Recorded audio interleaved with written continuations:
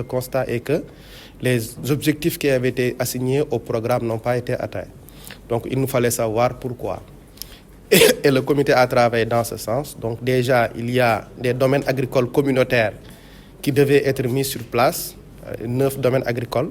Mais jusqu'à l'heure où on parle, c'est quasiment 2 domaines agricoles communautaires qui sont relativement, et je pèse bien mes mots, fonctionnels. Et il n'y a pas de mise en place d'unités autonomes d'exploitation. Les groupements d'entrepreneurs agricoles ne sont pas encore constitués.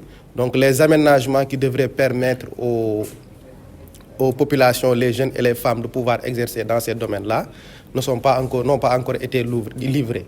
Donc ça, c'est un des facteurs de blocage. Donc il y a des ententes administratives aussi qui ont fait que parfois, avec les procédures, donc ça a pris presque 10 ans que les domaines agricoles qui devraient être livrés pour qu'on puisse démarrer le travail ne l'ont pas été. Donc ça, c'est un des facteurs qui ont fait que les objectifs atteints, ces sources de blocage-là dont vous parlez, ont empêché le programme d'atteindre ces objectifs qui s'étaient assignés en 2014 au démarrage. À l'heure où nous parlons, le moment, c'est vraiment de se projeter vers l'avenir.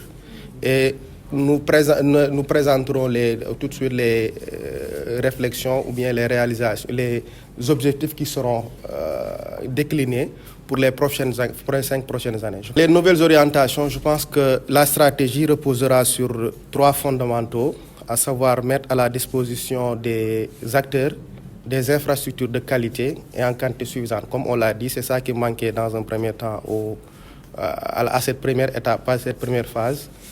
Le deuxième axe stratégique, c'est aussi renforcer les capacités techniques, financières et matérielles des acteurs.